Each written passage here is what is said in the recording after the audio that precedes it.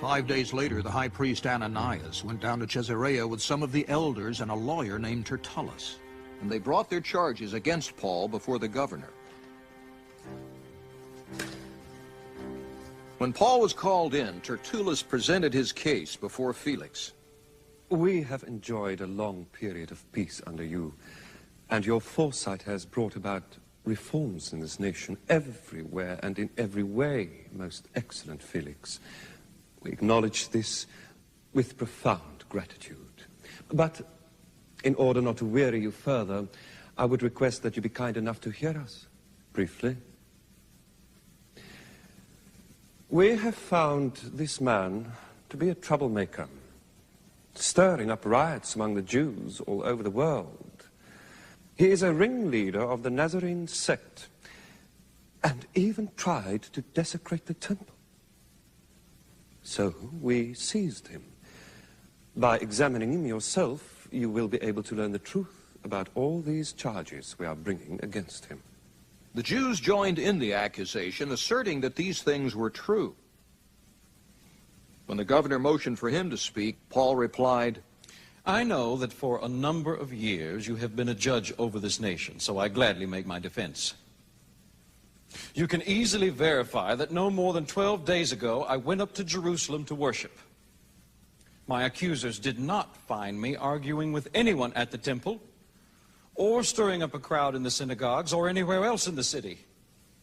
And they cannot prove to you the charges they are now making against me.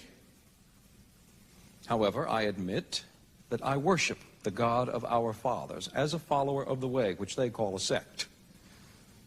I believe everything that agrees with the law and that is written in the prophets, and I have the same hope in God as these men, that there will be a resurrection of both the righteous and the wicked. So, I strive always to keep my conscience clear before God and man. After an absence of several years, I came to Jerusalem to bring my people gifts for the poor and to present offerings. I was ceremonially clean when they found me in the temple courts doing this. There was no crowd with me, nor was I involved in any disturbance. But there are some Jews from the province of Asia who ought to be here before you and bring charges if they have anything against me.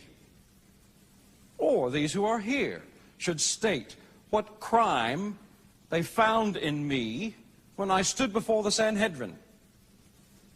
Unless it was this one thing I shouted as I stood in their presence. It is concerning the resurrection of the dead that I am on trial before you today. Then Felix, who was well acquainted with the way, adjourned the proceedings. When Lysias the commander comes, He said, I will decide your case.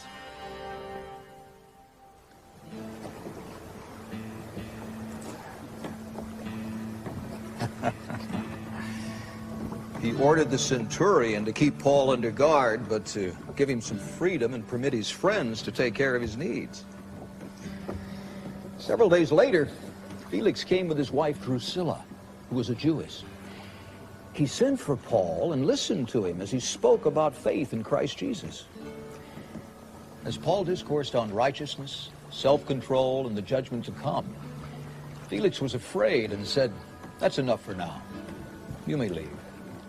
When I find it convenient, I will send for you." At the same time, he was hoping that Paul would offer him a bribe. So he sent for him frequently and talked with him. When 2 years had passed, Felix was succeeded by Porcius Festus. But because Felix wanted to grant a favor to the Jews, he left Paul in prison.